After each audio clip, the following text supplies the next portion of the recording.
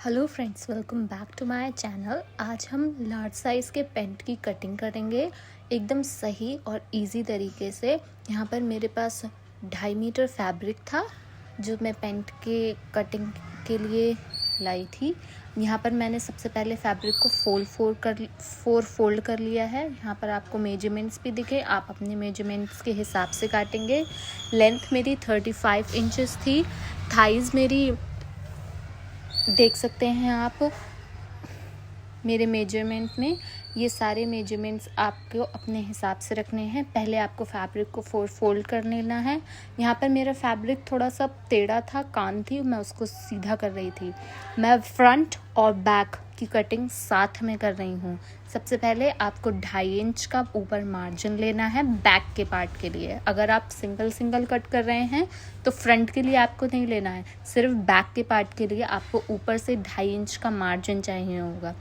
यहाँ पर total length 35 inches थी, तो मैंने यहाँ पर 35 इंचेस पे मार्क किया है। 35 से 34.5 इंच पे, क्योंकि 1 इंच की हमें अलग से बेल्ट अटैच करनी है, तो यहाँ पर मैंने 4.5 इंचेस के पे यहाँ पर मैंने मार्क किया है। अब यहाँ पर मैंने 3 इंचेस का मार्जिन ले लिया है। मार्जिन आप अपने हिसाब से ले सकते हैं, लेकिन ज़्यादा मार्जिन में पेंट अच्छी लगती है। अब ऊपर से आपको क्या करना है, 11 इंचेस की बेल्ट रखनी है, मतलब फ्रंट पोर्शन जो होगा वो 11 इंचेस का होगा विद मार्जिन। हाफ इंच का मार्जिन रख के आपको 10 इंच का तैयार पल्ला रखना है, फ्रंट वाला। सेम अब हम आसन के लिए लेंगे। आसन के लिए यहाँ पर मैंने 12 इंच पे ये मार्क किया है। आपको भी 12 इंच पे मार्क करना है और इसको स्ट्रेट लाइन मैंने ड्रॉ कर ली है। अब थाइज़ के एरिया पे यहाँ पर मैंने 14 इंचेस का गैप रखा है। आपको भी 14 इंचेस का गैप रखना है। और यहाँ पर लाइन आपकी स्लाइंट होगी, टेढ़ी लाइन होगी, आपको ध्यान रखना है, टेढ़ी ही लाइन होगी आपकी। अब यहाँ पर मैंने इसको 2.5 इंच प्लस करके इसको गोलाई दे दी है अपनी पैंट को, जैसा कि देख सकते हैं आप। अब मैं इस थाइस के एरिया का हाफ लूँगी, हाफ लेकर नीचे उतने ही मार्जिन से उसका हाफ लूँगी। यहाँ से हमारा पैंट का हाफ पोर्शन हो चुका है रेडी। अब देख सकते हैं आप, मैं देख रही हूँ यहाँ पर कितना टोटल बैठ रहा है। अब जितना भी आपका थाइस फ्रंट वाले का है उतना ही आपको बैक का पूरा पोर्शन लेना है, क्योंकि बैक का पल्ला जो होता है वो थोड़ा सा बड़ा कटता है। अब यहाँ पर मैंने स्ट्रेट मार्क कर लिया है, देख सकते हैं आप लोग। ये ईजीएस्ट वे बता रही हूँ मैं आपको। सेम 2.5 इंच का मार्जिन मैंने फ्रंट के साइड बनाया, आसन बनाए हैं। और अब ऊपर से हमें पीछे के लिए ये वाला मार्क लेना है, स्लैंट मार्क। देख रहे हैं आप, इस तरीके से ही आपको बैक के पल्ले का मार्क लगाना है। फ्रंट का स्ट्रेट कटेगा, बट बैक का जो पोर्शन है वो थोड़ा सा टेढ़ा कटेगा। अब यहाँ पर मैं मोरी बना रही हूँ। यहाँ पर हमारी मोरी भी के निशान लग गए हैं। मोरी आप अपने हिसाब से ले सकते हैं, जितनी, अगर आपको पतली मोरी पसंद है तो पतली ले लीजिए। यहाँ पर मैंने 4.5 इंच का बीच का मार्जिन लेकर मैंने इतना रखा था। और यहाँ पर पीछे के पल्ले में 2 इंच का मार्जिन लेकर आपको पीछे का पल्ला बड़ा रखना है, इस बात का ध्यान रखना है आपको। और मोरी आप अपने हिसाब से रख सकते हैं। अब कटिंग में आपको बहुत ध्यान रखना है, पीछे के 2 पल्ले बड़े कटते हैं, इसलिए जो चारों पल्ले अगर आप साथ में काट रहे हैं तो पहले पीछे के पल्ले काटिएगा। ध्यान रखिएगा, इस बात को बहुत गलती होती है लोगों से। अब यहाँ पर स्लैंट मैंने काट लिया है। पहले मैं बैक का पल्ला काट रही हूँ, इस तरीके से। थोड़ा थोड़ा मार्जिन लेना है आपको, हाफ इंच भी नहीं, उससे भी कम, 2.25 इंच का मार्जिन लेके मैंने इसको कट कर दिया है। अब यहाँ पर 2 पल्ले मैंने अलग कर लिए थे बैक के। फ्रंट में जिसमें निशान लगे हुए हैं उसको अच्छे से बिछा के मैंने इसको कट कर लिया है, इस तरीके से। आगे का सीधा होता है।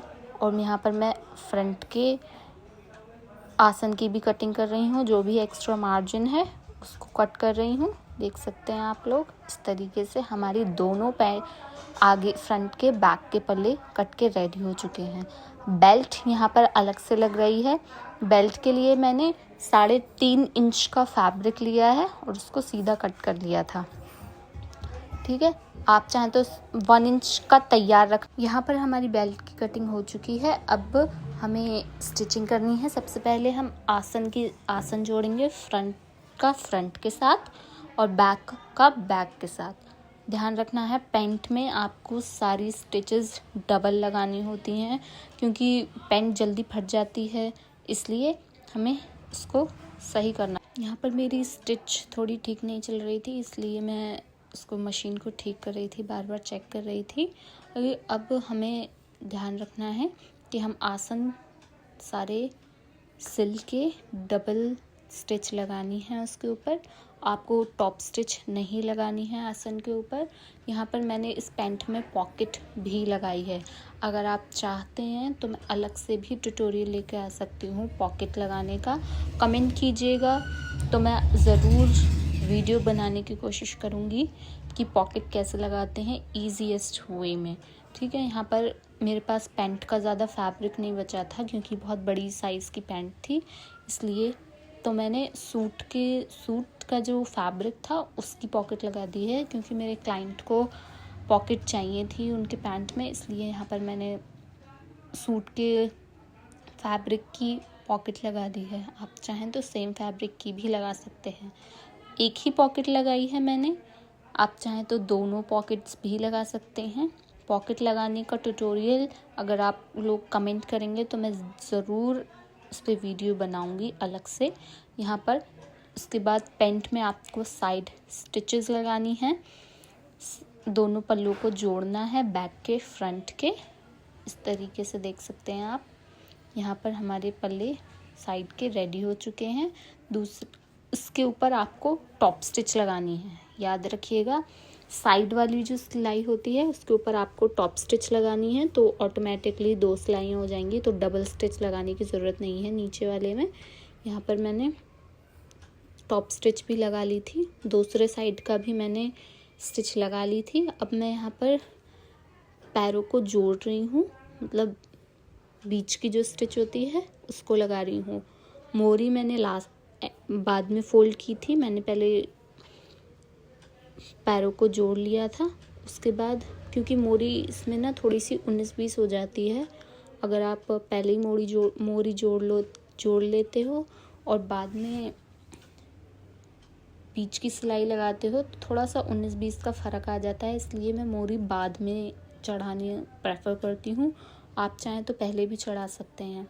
अब यहाँ पर मैंने मोरी का जितना भी नाप था उसको लेके उसको डबल स्टिच लगा दिया था। एक्स्ट्रा मार्जिन को मैंने कट कर दिया है। अब ध्यान रखना है आपको, बीच में जो सिलाई लगेगी वो डबल ही लगेगी। दोनों मोरियाँ यहाँ पर मेरी ऑलमोस्ट रेडी हो चुकी हैं, देख सकते हैं आप लोग। अब हम करेंगे बेल्ट की स्टार्टिंग। बेल्ट में आपको क्या करना है, बेल्ट के लिए आपको पट्टी एक तैयार करनी पड़ेगी 3.5 इंच की, जो कि तैयार पट्टी रहेगी 1 इंच की। लास्टिक आप अपने हिसाब से डालिएगा। यहाँ पर मेरी पैंट पूरी कंप्लीट हो चुकी है और यहाँ पर मेरे दोनों मोरियाँ डन हो चुकी हैं। बेल्ट के लिए मैंने पट्टी ले ली थी, आपको बता दिया है मैंने।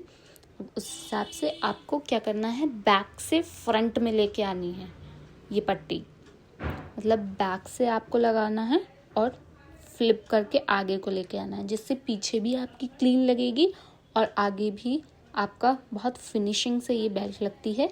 इसको गोल बेल्ट बोलते हैं। गोल बेल्ट चढ़ाएंगे हम।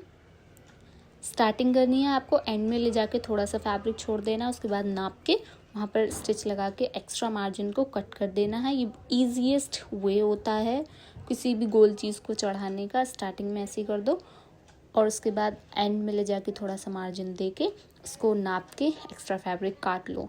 अब इसके ऊपर मैंने टॉप स्टिच लगाई है एक, ताकि थोड़ा ये दिक्कत ना हो, जो एक्स्ट्रा मार्जिन वाला फैब्रिक होता है वो बार बार बाहर निकलने लगता है, ये भी बहुत ज़रूरी है। अब फ्रंट में आपने क्या करना है, 1-1 इंच का मार्जिन लेकर 1-1 इंच का निशान लगाना है और वहीं से आपको कपड़ा फ्लिप करना है आगे। इलास्टिक मैंने 15 इंचेस ली थी, आप चाहें तो ज़्यादा भी ले सकते हैं अपने मेजरमेंट के हिसाब से। 1-1 इंच पे आपने जो निशान लगाया था उसको बस फ्लिप कर देना है आगे के साइड। यहाँ पर मैंने फ्यूजन का यूज़ नहीं किया है, अगर आप कमेंट करेंगे तो मैं आपको वो अलग से वो वाली वीडियो भी बताऊंगी कि फ्यूजन का यूज़ करके कैसे बेल्ट बनती है। ये मतलब इजी होता है, जल्दी बन जाता है और ऐसा कुछ टफ नहीं है, इसलिए मैंने नॉर्मल प्लेन बना दी थी, क्योंकि फ्यूजन लगाने में बहुत लोगों को दिक्कत होती है। बस आपको 1 इंच पे निशान लगा के बेल्ट को आगे की तरफ फ्लिप कर देना है और दोनों साइड इलास्टिक लगेगी। अब इलास्टिक देख सकते हैं आप, मैं किस तरीके से खींच रही हूँ, इसी तरीके से खींच के आपको पूरी बैक में इलास्टिक लगानी है और फ्रंट आपका खाली रहेगा। आप चाहो तो फ्यूजन के लिए भी आप कमेंट कर सकते हैं, मैं ज़रूर बनाने की कोशिश करूँगी। ये रहा हमारी पैंट का फाइनल लुक। प्लीज़ लाइक करें, सब्सक्राइब करें हमारे चैनल को और जो भी आपकी क्वेरीज़ हों उनको ज़रूर बताएं। Thank you.